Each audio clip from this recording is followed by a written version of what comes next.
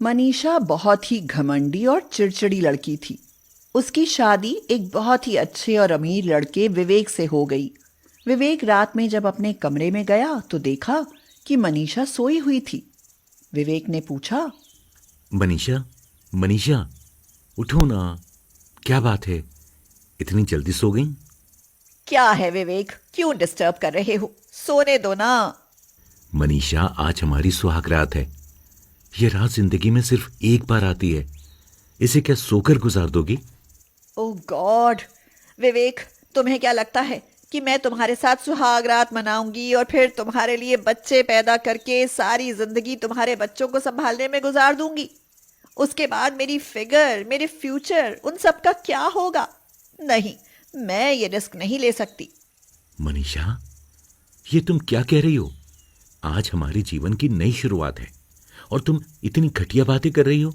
अगर तुम्हें ये सब नहीं करना था तो शादी क्यों की? अरे तुम तो बात का बतंगड़ बनाए जा रहे हो। थोड़ा समय चाहिए मुझे ताकि मैं अपना फ्यूचर प्लान कर सकूं। विवेक चुपचाप बिना कुछ कहे सो गया। कुछ दिनों बाद मनीषा ने कहा, विवेक, मैं सोच रही हूं कि जॉब कर लूं। वैसे भी घर का सारा काम तो नौकर ही कर लेते हैं, फिर मैं अपना समय क्यों बर्बाद करूं? तुम्हें इस घर में किस चीज की कमी है मनीषा, जो तुम जॉब करना चाहती हो? सारे ऐशो आराम, एक अच्छी पोजीशन, सब कुछ तो है। फिर और क्या चाहिए तुम्हें? तुम चाहते हो कि मैं घर की चार दीवारी में तुम्हारी गुलाम बनकर रहूं? ओह, शायद डर गए कि कहीं मेरा नाम तुमसे ज्यादा ऊंचा ना हो जाए।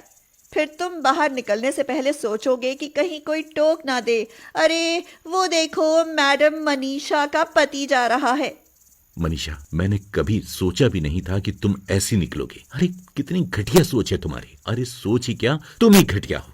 विवेक की बात सुनकर मनीषा गुस्से में अपने कमरे में चली गई। एक घर में रहकर भी वो दोनों एक दूसरे से बिल्कुल अलग थे। जैसे तैसे एक साल बीत गया। विवेक बहुत परेशान और उदास रहने लगा। विवेक की माँ सुमन बोली, विवेक, तू खुश तो है ना मनीषा से? कुछ दिनों से तुझे बहुत परेशान देख रही हूँ। तो विवेक ने कहा, हाँ माँ, मैं बहुत खुश हूँ। आपकी बहू बहुत अच्छी है, बहुत प्यार करती है मुझसे, बहुत ख्याल भी रखती है मेरा। लेकिन तेरे चेहरे की सिलवटें तो कुछ और ही कह रही है बेटा। लगता है बहू और तुम्हारे बीच सब ठीक नहीं है। मुझे बता, क्या बात है? क्या पता मैं कोई हल निकाल सकूं। सुमन की बात सुनकर विवेक के सब्र का बांध टूट गया और वह रोने लगा और कहने लगा, माँ, कुछ भी ठीक नहीं है। मनीषा और मैं एक कमरे में रहते जरूर हैं, लेकिन हम आज तक पति पत्नी नहीं बन पाए। शायद उसे मैं पसंद नहीं हूँ। वो बहुत ही बदतमीज और घमंडी किस्म की लड़की है माँ। अच्छा ये बात है।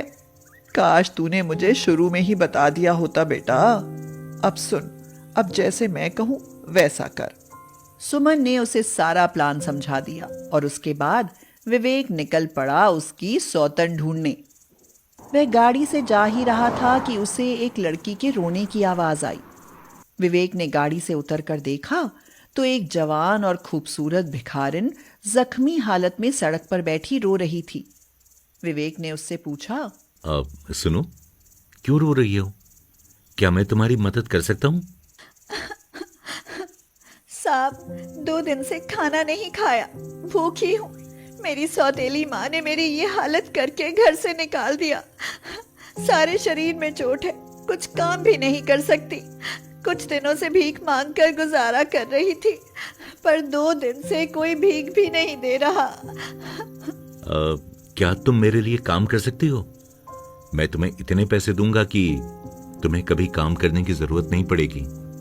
हाँ करूंगी साहब, लेकिन काम क्या है? बस मेरी पत्नी के सामने उसकी सौतन बनने का नाटक करना है तुम्हें। मुझ पर यकीन करना, मैं तुमसे हमेशा दूर रहूंगा। साहब, इस पेट के लिए मैं करूंगी, पर आप खाना तो दोगे ना? तुम्हें खाना रहना सब मिलेगा, बस जैसे मैं कहूं वैसे ही करना है। वैसे तुम्हारा नाम क्या है? मेरा नाम पूनम है। विवेक ने पूनम के लिए नए कपड़े खरीदे, उसे खाना खिलाया और फिर उसे पार्लर ले गया। जब वह पार्लर से तैयार होकर निकली तो विवेक भी उसे देखता ही रह गया। उसने आज तक इतनी सुंदर लड़की नहीं देखी थी। पूनम, चलो अब घर चलते हैं। घर आकर विवेक बोला, माँ, जरा देखो तो कौन आया है। विवेक की आवाज सुनकर मनीषा भी आ गई। विवेक को इतनी सुंदर लड़की का हाथ पकड़े देख वह तिलमिला उठी और पूछने लगी, विवेक, ये लड़की कौन है? जरा हटो। माँ, आप आ गई, इनसे मिलो। मैं आपको अक्सर अपनी गर्लफ्रेंड पूनम के बारे में बताता था ना, ये वही है। जुग जुग जियो बेटी, जैसा नाम वैसी खूबसूरत। सचमुच पूनम का चांद हो तुम। काला टीका लगा दूं कहीं नजर न लग जाए।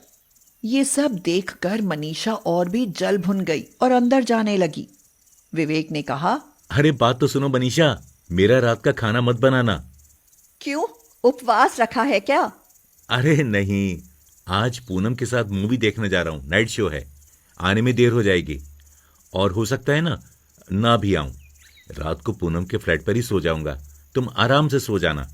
ये सुनकर मनीषा कुछ कहने वाली ही थी कि विवेक वहां से जल्दी से चला गया। माँ जी, आपका बेटा आपके सामने एक दूसरी लड़की का हाथ पकड़कर मूवी दिखाने ले गया और आपने कुछ नहीं कहा। भला मैं क्यों कहती? जब उसकी पत्नी को कोई फर्क नहीं पड़ता तो वह किसी के साथ भी जाए मेरी बला से। हाँ। सुमन देख रही थी कि मनीषा पर असर तो हो रहा है। कुछ दिन बाद पूनम फिर घर आई और बोली, विक्कू डार्लिंग, कहाँ हो? बाहर आओ, देखो तुम्हारी सोना आई है।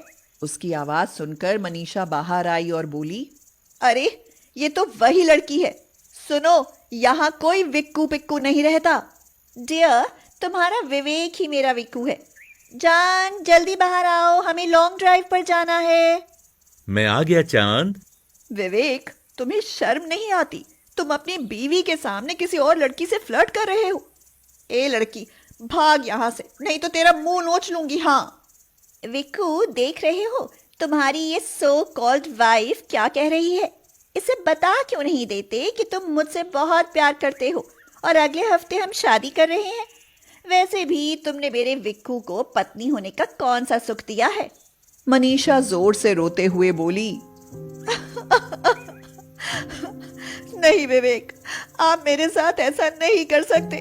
कह दो कि ये सब झूठ है। देखो, थोड़ा ठंडे दिमाग से सोचो, सब ठीक हो जाएगा। मैं आपको बहुत प्यार करूंगी, आपको पत्नी होने की सारी खुशी दूंगी, लेकिन इससे शादी मत करना प्लीज विवेक, प्लीज। इसको मेरी सौतन मत बनाना। मैं अपनी गलती मानती हूँ, मुझे माफ कर दो। बस अपनी गलती सुधारने का एक मौका दे दो। विक्कू, अब चलो भी जान, वरना ये औरत यूं ही तुम्हारे गले पड़ी रहेगी। जल्दी से इसे तलाक देकर फ्री करो। हाँ। विवेक जैसे ही चला, मनीषा ने उसके पैर पकड़ लिए और कहने लगी, ऐसा मत करो विवेक। अगर तुम इस लड़की के साथ इस घर से निकले तो मैं अपनी जान दे दूंगी। मैं कसम खाती हूँ कि अब मैं आपको कभी शिकायत का मौका नहीं दूंगी। विवेक, पूनम और सुमन तीनों हंस पड़े। अपनी कसम याद रखना मनीषा, तुम्हारे पति बहुत अच्छे हैं, इन्हें दुनिया की नजर से बचा कर रखना।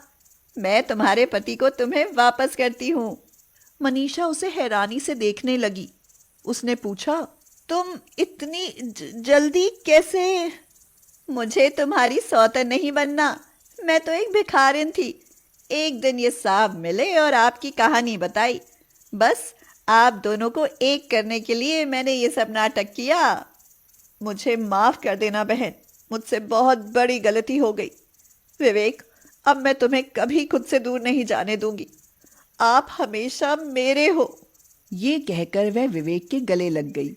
उसके बाद पूनम वहां से चल दी। मनीषा ने कहा, रुक जाओ पूनम, तुमने मेरी जिंदगी बदली है, तुम्हारा मुझ पर एहसान है। अब तुम यहीं रहोगी और हम तुम्हारी शादी एक अच्छे लड़के से करेंगे।